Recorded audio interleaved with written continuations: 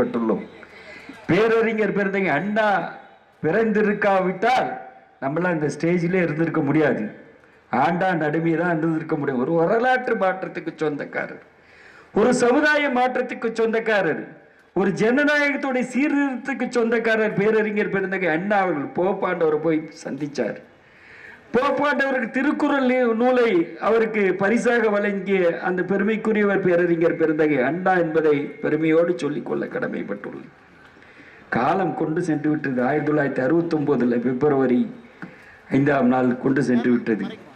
அதோடு மட்டுமில்ல, 67 முதலமைச்சர், 52 எதிர்கட்சி தலைவர், 15 சட்டமன்ற உறுப்பினரோட எதிர்கட்சி தலைவர், 57 50 சட்டமன்ற உறுப்பினரை, 57 எதிர்கட்சி தலைவர், 63 அவர் 50 சட்டமன்ற உறுப்பினர் உள்ளுக்கு அனுப்புவார். அவர் ராஜ்யசபா எம்பியா இருந்தார் அந்த காலத்தில். அந்த சீட்டு தான் அம்மாவுக்கு கிடைச்சது. அவர் எந்த சீட்டில் வந்து உரை நிகழ்த்தினாரோ அந்த சீட்டு தான் அம்மா. அவர் மாநில மேல் சபை உறுப்பினராக இருக்கும்போது அந்த சீட்டில் உட்கார்ந்து அம்மா உரை நிகழ்த்தினாங்க. ஆரம்ப கட்டத்தில் பேரறிஞர் பெருந்தகை அண்ணா ஏழை எளிய தாழ்த்தப்பட்ட மக்களுக்கு, நெசவாளர் பெருங்குடி மக்களுக்கு, விவசாயி பெருங்குடி மக்கள் சார்பாக தமிழகத்திலிருந்து புறப்பட்டு வந்தேன் என்ற அந்த பெருமைக்குரிய பேச்சு அந்த பார்லிமெண்டை நடுங்கி விட்டது. அதுபோன்றுதான் மிக முதலமைச்சர் இதே டாக்டர் புரட்சி தலைவர் அம்மா அவர்களும் தமிழகத்திலிருந்து பார்லிமெண்ட் ராஜ்யசபா உறுப்பினராக வந்திருக்க, ஏழை மக்கள் சார்பாக வந்திருக்க, தாழ்த்தப்பட்ட மக்கள் சார்பாக வந்திருக்க, நெசவாளர் சார்பாக வந்திருக்க என்று அந்த குரல், ஓங்கிய குரல் அந்த இந்திரா காந்தி பிரைம் மினிஸ்டரே நடுநடுங்க வைத்தது. உடனே கூட்டு பேச வைத்த அந்த பெருமைக்குரியவர் தான் இதே டாக்டர் புரட்சி தலைவர் அம்மா அவர்கள் என்பதை நான் பெருமையோடு சொல்லிக்கொள்ள கடமைப்பட்டுள்ளேன். இன்றைக்கு மாண்புமிகு எதிர்கட்சி தலைவர் எடப்பாடியார் குறிப்பிட்டாரு. ஆர்பிபி பரமசிவம் முன்னாள் சட்டமன்ற உறுப்பினருக்கு குறிப்பிட்டாரு. எந்த அச்சமும் இல்லை, எந்த பயமும் இல்லை. எதிர்கட்சி தலைவர் எடப்பாடியார் 26 முதலமைச்சராக வர வேண்டும் என்ற ஒத்த கருத்தோடு நாம் பயணிக்க வேண்டும் என்ற அன்பான பணிவான வேண்டுகோளை முதற்கட்டமாக வைக்க கடமைப்பட்டுள்ளேன். இந்த தினம் திராவிட முன்னேற்ற கழகத்துடைய நிலைப்பாடு என்ன? ஓரணியில் தமிழ்நாடு, தமிழகத்தை தலைகுனிய வைக்க மாட்டேன். ஒரு சபதம், இன்னைக்கு புது சபதம் போட்டிருக்காங்க. இரட்டை சொல் வார்த்தை போடுறாங்க. உங்களோட ஸ்டாலின் எப்போ வருது? ஆட்சி முடியும் போது வருது. ஏன் உங்களோட ஸ்டாலின் இல்லையா? தமிழக மக்களோட ஸ்டாலின் இல்லையா? ஏழை எளிய மக்கள் இல்லை. அதனால நான் உங்களோட ஸ்டாலின் என்ற ஒரு அழுத்தம் திருத்தமான கருத்தை வச்சு தெருவா, வாடு வாடா, கிராம போகின்ற ஒரு நிலைமைக்கு தள்ளப்பட்ட, பயந்து தள்ளப்பட்ட ஆட்சி தான் திராவிடம். அவங்களுக்கே பயம் வந்துச்சு. பயந்து தள்ளப்பட்ட ஆட்சி தான் திராவிட முன்னேற்ற கழக ஆட்சி. ஓரணியில் தமிழ்நாடு, ஓரணியில் என்ன ஓரணியில் தமிழ்நாடு என்ன பண்ண போற சொல்லியிருக்காரு. இன்னைக்கு கூட ஒரு சட்டமன்ற வசந்த கார்த்திகேயன் சொல்லியிருக்காரு, 1,39,000 உறுப்பினரை சேர்த்திருக்கன்னு சொல்லியிருக்காரு. ஜெயிக்க முடியுமா? பயத்தில் சேர்த்திருக்காங்க. எல்லா ஊட்டையும் நம்ம வாக்காளர் பட்டியல் வச்சு எழுத வேண்டியது, எழுதி உறுப்பினர் போட வேண்டியது. அந்த நிலைப்பாடு தான் தள்ளப்பட்டிருக்காங்க. தமிழகத்தை தலைகுனிய வைக்க மாட்டேன்னு சொல்ற. தமிழக ஏற்கனவே தலை குனிஞ்சு இல்லை சொன்னார் ஆர்பிபி முன்னாள் சட்டமன்ற உறுப்பினர். தமிழகம் தலை குனிஞ்சு போச்சா இல்லையா? எதுல ஜெயிச்சிருக்கீங்க? எந்த துறை நல்ல துறையா இருக்கு? கரப்ஷன், கலப்ஷன், கலெக்ஷன், கரப்ஷன், கலெக்ஷன், கரப்ஷன். இதுல எங்க போயுது? ஒரு குடும்பத்துக்கு போய் சேருது. அமைச்சர் கூட போய் சேரல. எந்த அமைச்சரும் உங்ககிட்ட சுகமா இல்லை, நிம்மதியா இல்லை. ஏதோ வந்துட்டோம் தலையெழுத்து தொலைக்கணும் தான் போயிட்டு இருக்கிறாங்க. ஏதோ வந்துட்டோம் தலையெழுத்து தொலைக்கணும் தான் போயிட்டு இருக்காங்க. அந்த அளவுக்கு தான் எந்த அமைச்சரும் செயல்பட விடல. எல்லா வரவு செலவு எல்லாம் ஒரே இடத்துக்கு வர வேண்டிய ஒரு நிலைப்பாட்டை உருவாக்கி தந்த ஒரு கேடுகட்ட அரசாங்கம் தான் திராவிட முன்னேற்ற கழக அரசாங்கம் என்பதை குற்றச்சாட்டை வைக்க கடமைப்பட்டுள்ளேன். எந்த நிலையிலும் இப்படி இல்லை. அமைச்சர் ஃப்ரீயா செயல்படணும், செக்ரட்டரி ஃப்ரீயா செயல்படணும். ஒரு ஆளுமை தன்மை வேணும். ஒரு ஆளுமை தன்மை ஸ்டாலினுக்கு பொம்மை முதலமைச்சர் அடிக்கடி சொல்றாரு. நமது எடப்பாடியார் மாண்புமிகு முன்னாள் முதலமைச்சர், எதிர்கட்சி தலைவர் பொம்மை முதலமைச்சர். கேட்ட கேள்விக்கு பதில் இல்லை, எந்த பதிலும் இல்லை. சொன்னாங்களே, காப்பீட்டு தக்கம் விவசாயிகளுடைய காப்பீட்டு திட்டத்தை கட்டி தந்தவர் தமிழக அரசு, நம்ம எடப்பாடியாரோட ஆட்சி. காப்பீட்டு திட்டம் கட்டுறதுனால உடனே அவங்களுக்கு உண்டான நிவாரண தொகை வாங்கி தந்தவர் எடப்பாடியார். தானே புயல் வந்தது, பெருமழை வந்தது, பெருவெள்ளம் வந்தது, கொரோனா வந்தது. கொரோனா வந்த காலத்தில் ஓடோடி வந்து பார்த்தவர் நமது முன்னாள் முதலமைச்சர் எடப்பாடியார் என்பதை பெருமையோடு சொல்லி கொள்ள கடமைப்பட்டுள்ள. ஹாஸ்பிட்டல் போனாங்க, உள்ள போனாங்க, அந்த கொரோனா செக்ஷன் வார்டு உள்ள போய் பார்த்தாங்க. என்ன வேணும் ஏது வேணும், மாத்திரை இருக்கா, மருந்து இருக்கா, புரியல, அந்த மருந்து எல்லா வசதியும் இருக்கா, எத்தனை பேஷண்ட் இருக்காங்க, உயிர் இழப்பை தடுக்கப்பட வேண்டும் என்பதுதான் ஒரே குறிக்கோளாக செயல்பட்டு அதில் முதல் இடம் தமிழகம் என்ற கொரோனா காலத்தில் தடுப்பு நடவடிக்கையில் முதலிடம் தமிழ்நாடு என்ற பெருமையை பெற்று தந்தவர் எடப்பாடியார் என்பதை பெருமையோடு சொல்லிக்கொள்ள கடமைப்பட்டுள்ளேன். வந்தாங்களா, பார்த்தாங்க, எங்களை பார்த்தாங்களா? இத்தனை சூழ்நிலை வந்து வராரு, உங்களோட ஸ்டாலின் வராரு, என்ன பண்றாரு? ஒன்றும் பண்ணல. நமது மாவட்ட அமைச்சர் இருக்காரு, மாவட்ட அமைச்சர் நிலைமை என்ன இருக்கு? அவரு அங்கே பஸ் ஸ்டாண்டு அங்கே தூக்கின்னு போகணும். ஒரே குறிக்கோள், பஸ் ஸ்டாண்ட் இங்கிருந்து மாற்றணும். நம்ம தமிழகத்தை தலை குனிய விட மாட்டேன்னு சொல்ற. இப்போ கடலூர் மாநகரத்து மக்களை தலை குனிய வச்சுட்ட பஸ் ஸ்டாண்டை தூக்கி போய், பஸ் ஸ்டாண்டை தூக்கி போய் கடலூர் மாநகர மக்களுக்கு இடைஞ்சல். புரியல, ஒரு புரியாத புதிதாக இருக்கு. அனைத்து இந்திய அண்ணா திராவிட முன்னேற்ற கழக ஆட்சி அமைந்தால் அந்த போயிருக்கிற பஸ் ஸ்டாண்டு வந்து மாற்றப்படும். பஸ் ஸ்டாண்டு கடலூர்ல தான் வரப்படும். அது எடப்பாடியார் நம்ம முதல் கையெழுத்தாக வாங்கி தருவதற்கு நாங்கள் அனைவரும் பாடுபட்டு அதை பெற்றுத் தருவோம் என்ற உறுதிப்பாட்டை தெரிவித்துக் கொள்ள கடமைப்பட்டுள்ளேன். லாக்அப் டெத், லாக்அப் டெத்ல சில்வர் ஜூப்ளி இந்த அரசுக்கு. லாக்அப் டெத் ஏன் வந்துட்டா காரணமே கண்டுபிடிக்க முடியல. லாக்அப் டெத் அவங்க சட்டத்தை கையில் வச்சிருக்கிறாங்க. ஏர்போர்ட்ல கூட ஒருத்தனுக்கு குண்டாஸ் போட்டிருக்காங்க. இது தேவையற்ற செயல். புரியல, ஏதோ சண்டை நடக்குது, அவன் தற்காப்புக்காக கத்தி வீசிடுறான். கத்தி வீசினா குண்டாஸ் போட வேண்டிய அர்த்தம் அது நிர்பந்தம். புரியல, நிர்பந்தம், அழுத்தம். புரியல, அழுத்தம். புரியல, இந்த இவ்வளவு பெரிய அழுத்தம்லாம் தேவையில்லை. இதெல்லாம் நியாயமற்ற செயல். அரசாங்கத்துக்கு, ஜனநாயகத்துக்கு விளைக்கப்படுகின்ற துரோக செயல் என்பதை எங்களுடைய குற்றச்சாட்டு. நாடு எங்க போயிட்டு இருக்கு? நாட்டுடைய மக்கள் எப்படி இருக்காங்க? நாட்டுடைய நிலைப்பாடு என்ன? இளைஞருடைய நிலைப்பாடு என்ன? வருஷத்துக்கு 5 லட்சம் பேர் இளைஞர் வெளியே வரா. ஐடி படிச்சுட்டு வரா, இன்ஜினியரிங் படிச்சுட்டு வரா, ஆர்ட்ஸ் அண்ட் சயின்ஸ் படிச்சுட்டு வரா, புரியல, ஐஐடி படிச்சுட்டு வரா. 5 லட்சம் பேருக்கு வேலை வாய்ப்பு. நீ சொன்னிய வந்த உடனே என்ன சொன்ன? 10 லட்சம் அரசு ஊழியருடைய பணியை நான் நிரந்தரம் செய்வேன்னு சொன்ன. தேர்தல் வாக்குறுதியில் என்ன சொன்ன? 10 லட்சத்துக்கு மேற்பட்ட அரசு ஊழியருடைய பணி காலி இடங்களை நான் நிரப்பி தருவேன். 5,50,000 பேர், 5,50,000 பேருக்கு பணியை நான் நிரப்பி தருவேன் சொன்னேன். பண்ணிருக்கியா? பண்ணல. அதுக்கு பேர் 10 லட்சம் இளைஞர்களுக்கு நான் வேலை வாய்ப்பு ஆண்டுக்கு ஆண்டு கொடுப்பேன்னு சொன்ன. கொடுத்திருக்கியா? இல்லை. இளைஞரோட நிலைப்பாடு என்ன? தமிழக இளைஞரோட நிலைப்பாடு என்ன? நார்த் இந்தியன் வரா, வேலை செய்யறா, எல்லா இண்டஸ்ட்ரீஸ்ல நார்த் இந்தியன் தான்.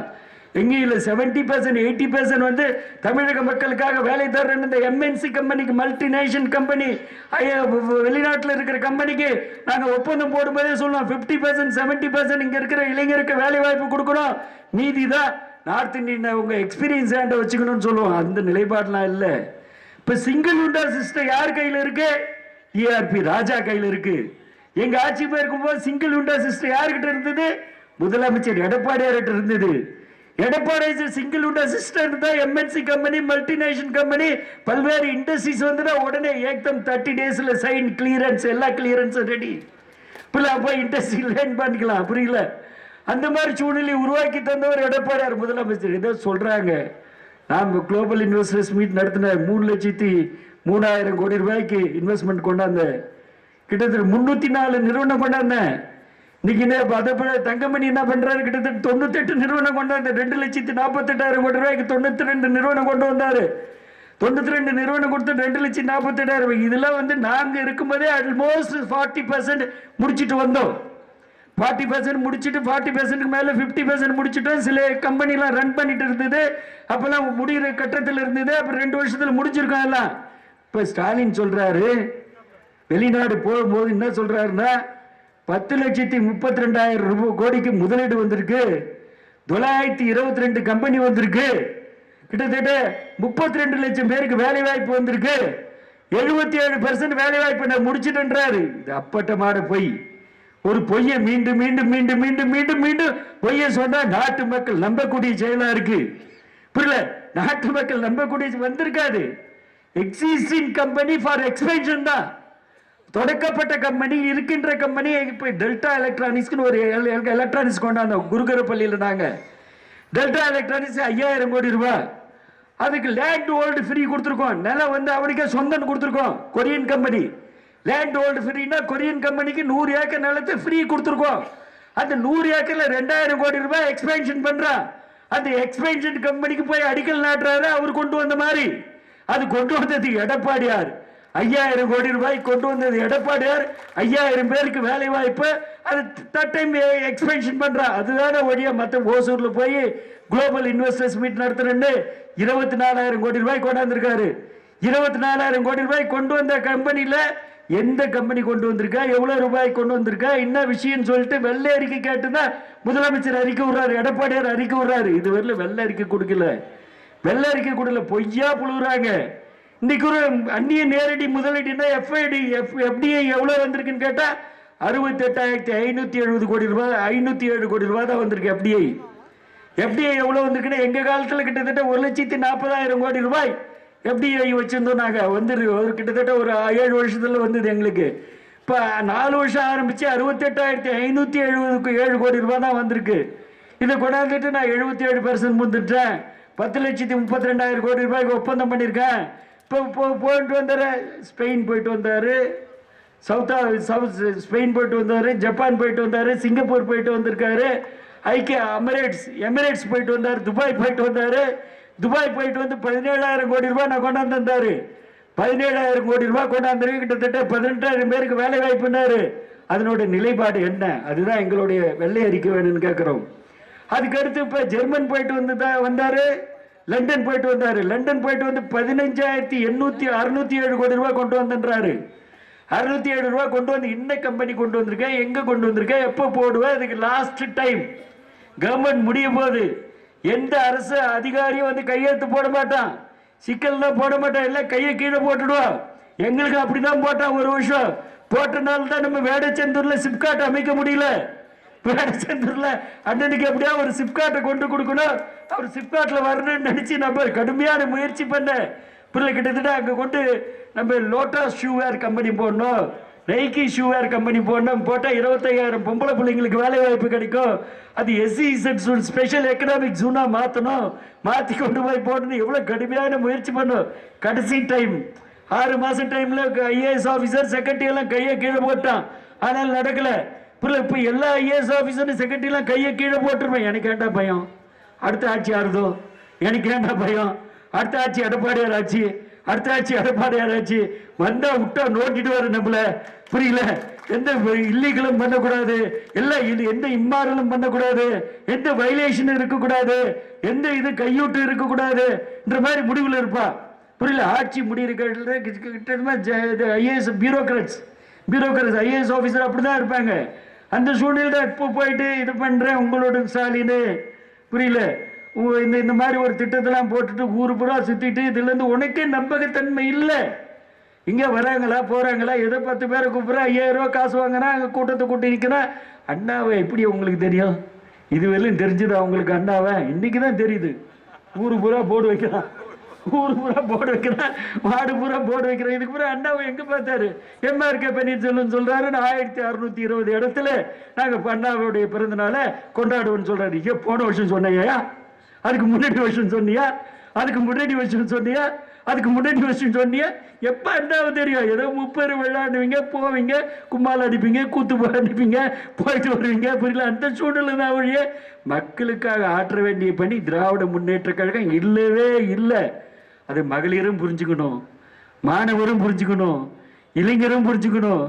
எங்களை மாதிரி மூத்த முன்னோடிக்கு நல்லா புரியும். மக்கள் பணியை மகேசன் பணி என்று செய்யக்கூடிய ஒரே இயக்கம் அனைத்து இந்திய அண்ணா திராவிட முன்னேற்ற கழகம். அதுல எடப்பாடியாரை மிஞ்சின ஆள் இல்லை.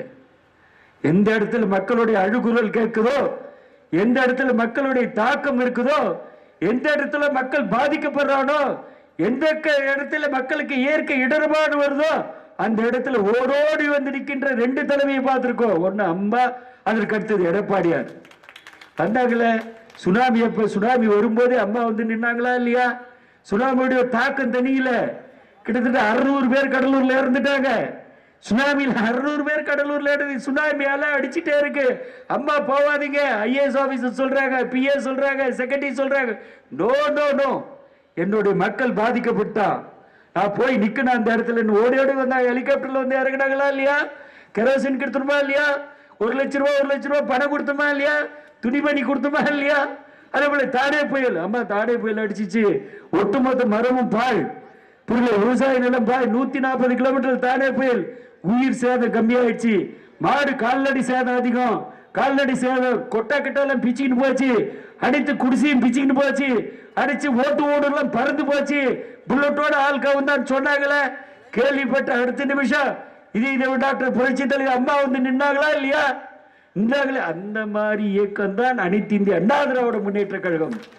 அதே போல பெருமழை பெருவெல்லாம், பெருமழை பெருவெல்லாம், அங்க பார்த்தாலும் தண்ணி, மக்கள் தண்ணிக்குள்ள இருக்கிறாங்க.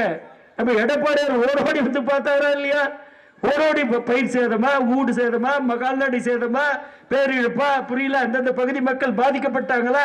பாதிக்கப்பட்ட மக்களுக்கு என்ன கேட்டு உதவி கேட்டு வந்து நின்னாரா இல்ல எடப்பாடியார்? அந்த மாதிரி கொரோனாவுக்கு வந்து நின்னாரா இல்ல எடப்பாடியார்? அந்த மாதிரி இயக்கம் மக்களுடைய சேவையில், மக்களுடைய பணியில், மக்கள் பணி மகேசன் பணி என்ற அடிப்படையில் செயல்படுகின்ற ஒரே இயக்கம் அனைத்து இந்திய அண்ணா திராவிட முன்னேற்ற கழகம். யார் விட்டு எழவோ பாய போட்டு அந்த கதை திமுக. எது என்ன நடந்தா போதும், நமக்கு வசூல் வந்தா போதும், நமக்கு கலெக்ஷன் வந்தா போதும், விஷப்பாம்பை கையில் வச்சுக்கிற வேலை இல்லையான்னு அந்த மாதிரி சூழ்நிலை இருக்கு. புரியல, நம்ம என்ன பண்ணல? கடலூருக்கு பாதாள சாக்கடை திட்டம் கொண்டு வந்திருக்கோம், அண்டர் கிரவுண்ட் கேபிள் கொண்டாந்துருக்கோம். 200 கிலோமீட்டர் புயல் அடித்தாலும் உடனே லைட் எரியும். 200 கிலோமீட்டர் புயல் அடித்தாலும் அண்டர் கிரவுண்ட் கேபிள் வழியா அம்மா கொடுத்தாங்களா 360 கோடி ரூபாய். அதே போல நம்ம காவிரி கூட்டுக்குடி திட்டம் பேர் எய்யலூர்லேருந்து கொண்டு வந்திருக்கோம். அது இந்த ஆட்சியில் சரியா பராமரிக்கல, வரலன்னு கூட கேள்விப்பட்டேன் நான். என்ன நியாயம்? புரியல. கமிஷனர் பார்க்கணுமா இல்லையா? கமிஷனர் ஐஏஎஸ் அம்மா லீவ் போட்டு போயிடுச்சு. முஜிபுர் ரஹ்மான் ஒருத்தன் வந்திருக்கிறாப்ப, புரியல, அவன் எப்படி இருப்பானே தெரியல. புரியல, எப்படி இருப்பானே தெரியல. அல்ல, முஜிபுர் ரஹ்மான் அந்த காவிரி கூட்டு திட்டம் 8 MLD தண்ணி கடலூர் மாநகர மக்களுக்கு தினந்தோறும் வழங்கப்பட வேண்டும். அதுக்குண்டான ஆயத்தப்படி அவர் மேற்கொள்ளணும். புரியல. பஸ் ஸ்டாண்டுக்கு இடம் கொடுத்தா பஸ் ஸ்டாண்ட் தான் பிடிக்காதுன்னு போயிட்டாங்க. ஆனா பஸ் ஸ்டாண்டு நம்ம எடப்பாடியார் முதலமைச்சரான பஸ் ஸ்டாண்டு கடலூர் மாவட்ட ஆட்சித்தலைவர் அலுவலகத்தில் அமைக்கப்படும். புரியல. வடிநீர் வடிகாலுக்கு கிட்டத்தட்ட 62 கோடி கொடுத்தோம். கடலூர் மாநகராட்சி அலுவலகம் கட்டி கொடுத்தாங்க. ஜவான் பவான் ரோடு கொடுத்தோம். அதே போல அந்த ரோடு நம்ம சரவணா நகர் ரோடு கொடுத்தோம். சொந்த பணத்தில் சரவணா நகர் ரோடு வாங்கி தந்தவர் நம்ம குமார். எல்லாம் கஸ்டம்ஸ் ரோடு கொண்டு வந்தோம். கஸ்டம்ஸ் ரோடு கொண்டு என்ன கொஞ்சம் நெஞ்சுவா பண்ண ஏதாவது ஒரு வரலாற்று திட்டத்தை இந்த சட்டமன்ற உறுப்பினர் இந்த அமைச்சரும் பண்ணியிருக்காங்களா? 2 பேருக்கு சண்டையில் இந்த மாநகர மக்களுடைய பாதிப்பு கொஞ்சம் நெஞ்சம் இல்லை. இந்த மாநகர மக்களுடைய பாதிப்பு கொஞ்சம் நெஞ்சம் இல்லை. 2 பேரும் சண்டை போட்டு கடலூர் சட்டமன்ற தொகுதி வீணாகிட்டாங்க. ஒரு திட்டமும் நடக்கல. போக்கஸ் தான் நடக்குது, ஷோ தான் நடக்குது. இந்த பிலிம் ஷூட் ஸ்டாலின் பண்றாரு, film shoot, Udhayanidhi Stalin film shoot தான் நடக்குது. ஒரு தேவையும் நடக்கல. அன்போடு பணிவோடு கேட்டுக்கொள்ற அதிமுக ஆட்சி தான் மக்கள் நலன் காக்கின்ற ஆட்சி, மக்களுக்கு நன்மை வைக்கின்ற ஆட்சி, மக்களுடைய தேவைகளை பூர்த்தி செய்கிற என்ன திட்டத்தை கொண்டு வந்தா இந்த மக்களுக்கு நல்லா இருக்கும், என்ன திட்டத்தை கொண்டு போன கடலூர் மாவட்ட ஆட்சித்தலைவர் அலுவலகம் கட்டியிருக்கமா? யாராவது கட்ட முடியுமா? இதே டாக்டர் புரட்சி தலைவர் அம்மா கொடுத்த அலுவலகம் அது, எடப்பாடியாரால் துறக்கப்பட்ட அலுவலகம் அது என்பதை நான் பெருமையோடு சொல்லிக்கொள்ள கடமைப்பட்டுள்ளேன். ஏதாவது உண்டா? புரியல. சில்வர் பீச் எல்லாம் நாங்க ரெடி பண்ணியிருக்கோம். புரியல. அந்த சூழ்நிலைக்கு இதே டாக்டர் புரட்சி தலைவர் அம்மா அவருடைய ஒரு தலை சிறந்த நிர்வாகம், மாண்புமிகு எடப்பாடியாருடைய தலை சிறந்த நிர்வாகத்தில் கடலூர் மாநகராட்சி பொலிவோடும் வலிவோடும் திகழ்ந்து கொண்டுள்ளது என்பதை நான் கோடிட்டு காட்ட விரும்புகின்றேன். உங்களுக்கு நாங்க தான் செய்வோம், வேற யாரும் செய்ய மாட்டாங்க. நம்ம எத்தனை டப்பா சாதம் பண்ணி கொடுத்தோம். யாராவது சாதம் பண்ணி கொடுத்தது உண்டா? மழை வெள்ளத்தில் சாதம் பண்ணி கொடுத்த வரலாறு உண்டா? எல்லா எம்எல்ஏ காசு எடுத்து போய் வீட்டில் வச்சுக்கிறாங்கல்ல. எம்பாருக்க பரிசல் 8 பார்க்க மாட்டேன். கடலூர் சட்டமன்ற தொகுதி எக்காடு கட்ட இறக்கின்றா, மீனவர் பாய்ச்சாண்ட, மாணவர் பாய்ச்சாண்ட, புரியல, ஸ்டூடெண்ட் பாய்ச்சாண்ட, அது அரசு ஊழியர் பாய்ச்சாண்ட, எனக்கு வருது வந்தா போகுது. புரியல. அந்த மாதிரி சூழ்நிலை. தன்னலம் கருகின்ற ஒரே ஆட்சி திராவிட முன்னேற்ற கழக ஆட்சி. பொது நலம் கருதுகின்ற ஒரே ஆட்சி அனைத்து இந்திய அண்ணா திராவிட முன்னேற்ற கழக ஆட்சி. அனைத்து இந்திய அண்ணா திராவிட முன்னேற்ற கழக ஆட்சி வந்தால்தான் உங்களுக்கு விடிவு காலம். என்ன வேணும், ஏது வேணும், எப்ப வேணும், ஏது வேணும் என்று கேட்டால் சொன்னார உங்களுடன் ஸ்டாலின் சொல்லிட்டு சொன்ன நீட் தேர்வு சொன்ன நிறைய கருத்து சொன்னாரு. நீட் தேர்வு முடியல, மெட்டர்னிட்டிக்கு 18,000 ரூபாய் கொடுத்தோம், சுண்டி லேகியம் முத கொண்டு கொடுத்தோம். நாங்க சுண்டி லேகியம் முத, அம்மா பெட்டகம் யார் கொடுப்பா சொல்லு பாப்பா, அம்மா பெட்டகம் யார் கொடுப்பா சொல்லு பாப்பா. அம்மா பெட்டகம் முத கொண்டு கொடுத்த ஆட்சி அனைத்து இந்திய அண்ணா திராவிடம். சொன்னார 1,34,000 1,34,000 ரூபாய்க்கு நீங்க 36,000 ரூபாய்க்கு அடிமையாயிட்டீங்களா தாய்மார்களேன்னு சொன்னாரு. ஆர்பிபி பரமசிவன் சொன்னாரு சொல்லுப்பா. 36,000 பிபிபி தான், பிபி தெரியும் எனக்கு. பிபிபி பரமசிவன் சொன்னாரு 36,000 ரூபாய்க்கு அடிமையாவானா வரை இளைஞர் சமுதாயம் வர வேண்டும், வாழ வேண்டும், உயர வேண்டும், ஒளிர வேண்டும். நாங்க ரெடியா இருக்கிறோம். இந்த குளோபல் இன்வெஸ்டர்ஸ் மீட்ல ஒரு துக்கடா புரியல. ஸ்டாலின் பண்ணது எதுவுமே கருத்து நல்ல கருத்து இல்ல, புரியல. ஸ்டாலின் பண்ண கருத்து நல்ல கருத்து இல்ல. 10,32,000 கோடின்றாரு, 77% நிறைவேற்று சொல்றாரு, 32 லட்சம் பேருக்கு வேலை வாய்ப்புன்னு சொல்றாரு. எல்லாம் போக்கஸ் பொய், புரியல. எல்லாம் போக்கஸ். இப்ப கூட 24,000 கோடி ஓசூர்ல சொல்லியிருக்காரு. ஓசூர்ல போய் என்ன பண்ண, ரிசார்ட் கட்டுற ஹோட்டல் அதுல சேர்த்துக்கிறாரு. ரிசார்ட் கட்டுற ஹோட்டலு, அது மட்டும் ஜிஆர்டி ஹோட்டலு, ஜிஆர்டி ஹோட்டலாம் கொண்டாந்து இண்டஸ்ட்ரீஸ்ல சேர்க்க முடியுமா? அப்படிலாம் நாங்க சேர்த்தத வரலாறே இல்லை. நெசவாளர் சேர்ப்போம், அக்ரிகல்ச்சர் சேர்ப்போம், இண்டஸ்ட்ரி தொழிற்சாலை சேர்ப்போம். இது தவிர மற்றது எதையும் ஹோட்டல் சேர்க்க மாட்டோம், மற்றபடி ரிசார்ட் கட்டுறதை சேர்க்க மாட்டோம், பிளாட் ப்ரொமோட்டர்ஸ் சேர்க்க மாட்டோம். அதெல்லாம் சேர்த்து 24,000 கோடி இருப்பார். மீண்டும் மீண்டும் வலியுறுத்தி சொல்ல கடமைப்பட்டு குளோபல் இன்வெஸ்டர்ஸ் மீட்ல எவ்வளவு முதலீடு வந்தது, எத்தனை பேருக்கு வேலை வாய்ப்பு வந்தது, நீங்க 4 ஆண்டு காலத்தில் பண்ண முதலீட்டோட அளவுகோல் என்ன?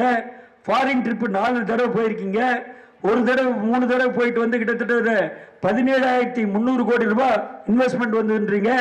இப்போ லண்டன் ஜெர்மன் போயிட்டு வந்திருக்கீங்க, 15,607 கோடி ரூபாய் முதலீடு வந்துன்னு சொல்றீங்க. இதெல்லாம் எப்போ வரும், ஏது வரும், இந்த விவரங்கள் இதுக்கெல்லாம் ஒட்டுமொத்தமாக வெள்ளை அறிக்கை போட்டு தர தயாரா, இல்ல ஒரு மேடையில் விவாதிக்க தயாரா? நானும் எடப்பாடியார் முதலமைச்சர் சேர்ந்து கூட விவாதிக்க தயாராக இருக்கிறோம்.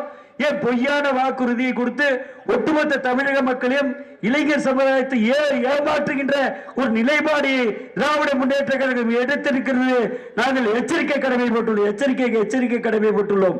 அந்த அளவுக்கு நீங்களாம் தெளிவான முடிவு வேணும், ஒரு விரிவான விளக்கம் வேணும், ஒரு டிரான்ஸ்பரன்சி ஆக்ட் வேணும், வெளிப்பாடு தன்மை வேணும் என்பதுதான் எங்களுடைய உண்மையான குறிக்கோள் என்பதை அனைத்து இந்திய அண்ணா திராவிட முன்னேற்ற கழகத்துடைய பொதுச் செயலாளர் எடப்பாடியாருடைய உண்மையான நிலவரம் குறிக்கோள். நீங்க வெள்ளை அறிக்கை இண்டஸ்ட்ரி சம்பந்தமாக, தொழிற்சாலை சம்பந்தமாக எத்தனை எம்என்சி கம்பெனி வந்திருக்கு, எவ்வளவு ரூபாய் முதலீடு, எத்தனை பேருக்கு வேலை வாய்ப்பு 4 ஆண்டு காலத்தில் நீங்க நிறைவேற்றியுள்ளீர்கள் என்பதை கொடுக்க வேண்டும் என்று கேட்டுக்கொள்ள கடமைப்பட்டுள்ளேன்.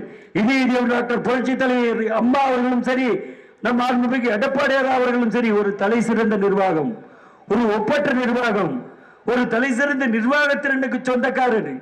எந்த ஐஏஎஸ் ஆபீசரும் அவரோடு இணைந்து பணியாற்றி ஓரளவு நாங்கள்லாம் நல்ல விதமா துறைதோறும் சொன்னார் அவார்டு வாங்கியிருக்கோம். கிஷ்மி கர்மா விருது நம்மளோட உணவு தானிய உற்பத்தியில வாங்கியிருக்கோம், புரியல. அதேபோல சுகாதாரத்துறையில வாங்கியிருக்கோம். அதே போல ஹையர் எஜுகேஷன் டிபார்ட்மெண்ட்ல 41.2% உயர்கல்வி படிப்பதற்கு தமிழக மாணவர்களை தயார்படுத்திய அரசு அனைத்து இந்திய அண்ணா திராவிட முன்னேற்ற கழகம் என்று நாங்கள் வாங்கியிருக்கோம். இந்த மாதிரி விருது வாங்கிய ஒரு இயக்கம் தான் அனைத்து இந்திய அண்ணா திராவிட முன்னேற்ற கழகம்.